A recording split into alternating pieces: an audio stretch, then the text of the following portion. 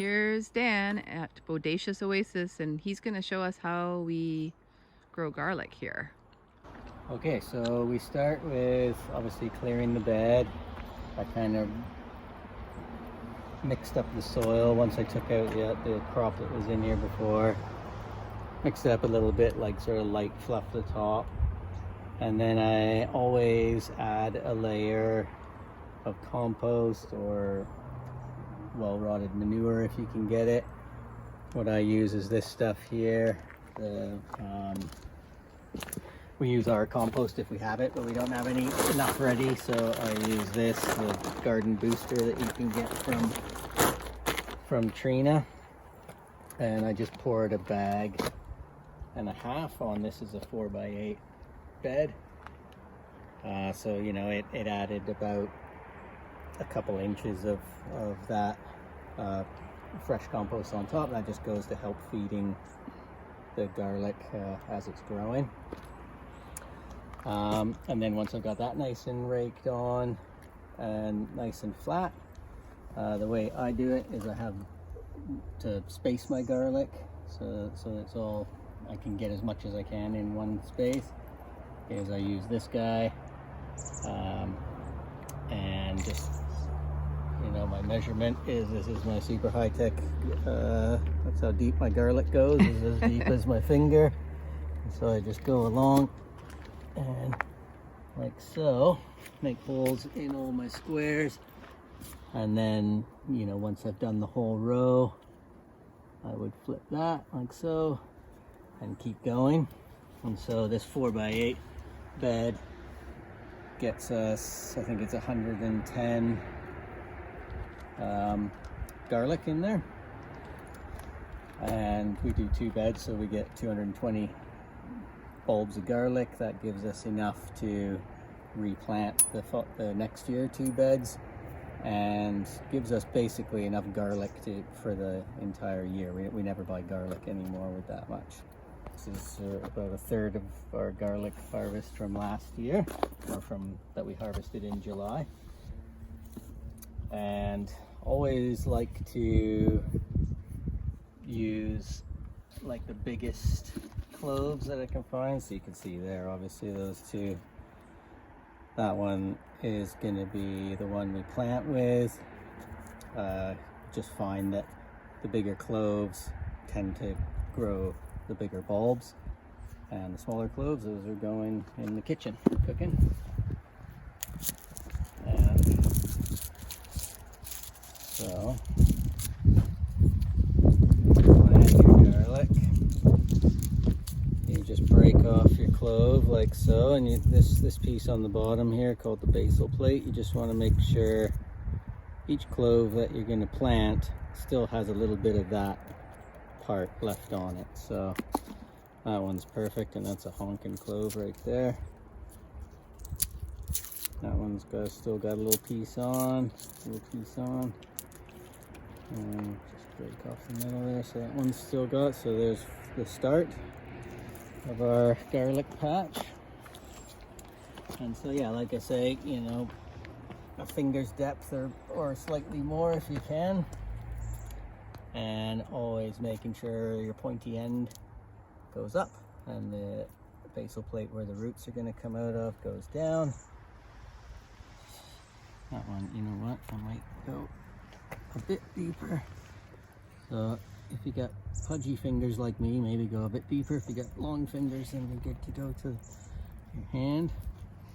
And once you got her in there, just pop her in and cover it back up and make our way along. And that's pretty much it. I don't water in or anything, just wait for the rain to do it. And that's really it for planting. And then usually this time of year, if we get good weather, we'll start to see it growing in a few weeks. Probably you'll get the first greens popping up, and usually at that point our deciduous trees on the property have dropped their leaves, and we use those leaves to mulch the garlic beds.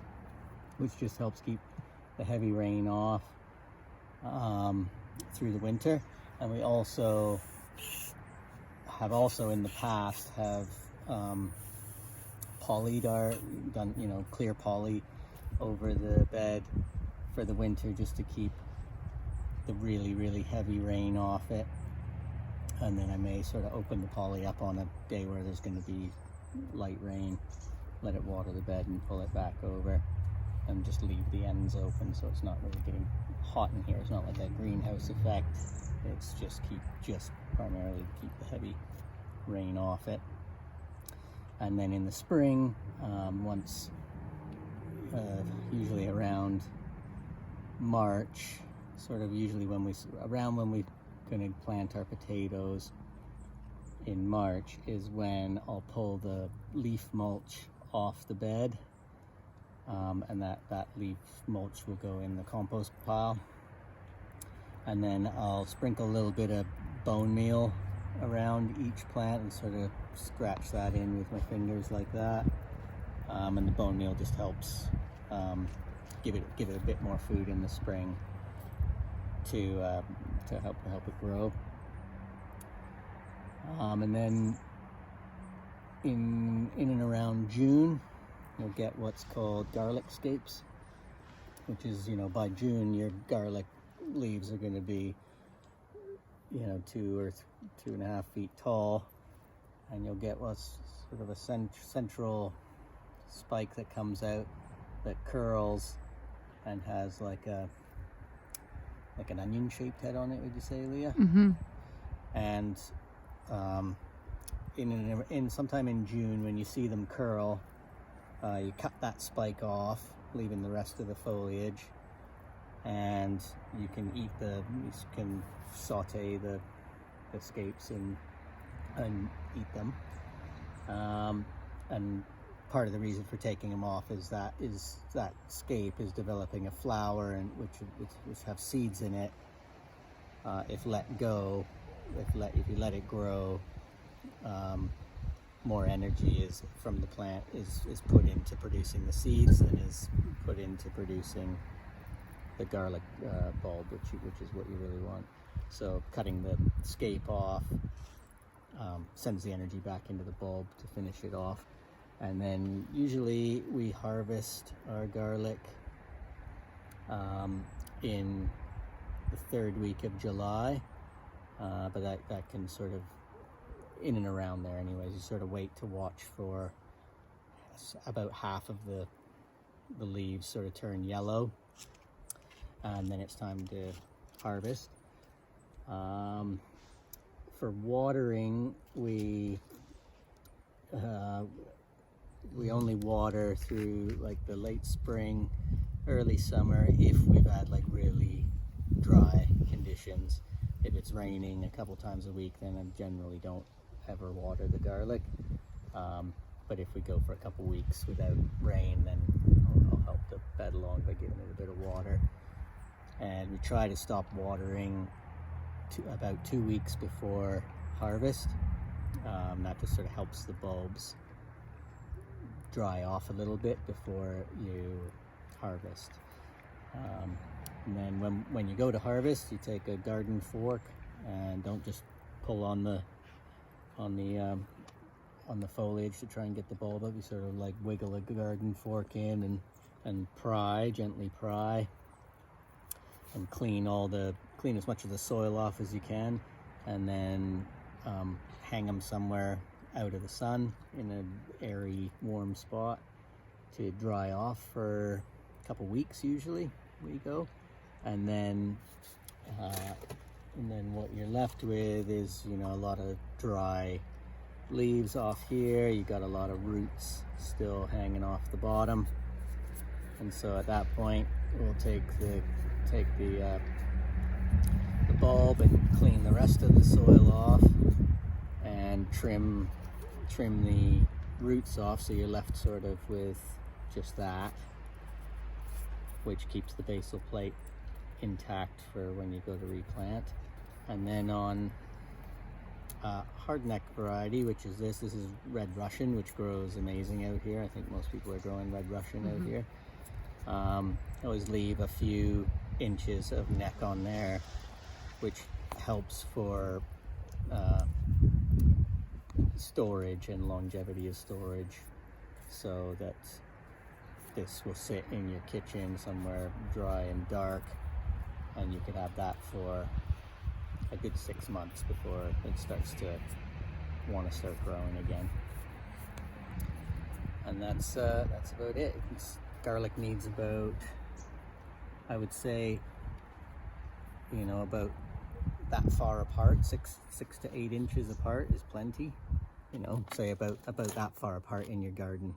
So before Jen and I built this garden, we were growing everything in containers. So, you know, in a pot, say a 10 or 12 inch pot, you could get 5 or 6 garlic in there and grow. So you don't need a big garden or anything like what we've got here. You can grow a good little handful of garlic in one container on your balcony or anything like that. Anything else you think of? No, that's great. Thank you. Pleasure. Garlic, Can we have a seat too? and I want you to look at it, and I want you to show me what's the bottom. Do I peel it? This is how you dig a hole. You dig a hole and then you put it right here, and then you cover it up. Good job. And you put some compost on top? Yeah. Good job. Did you put the roots first? Yeah. Yes. And it said 2 inches, right? Yeah. So I think you need to put a little bit more. That's so great.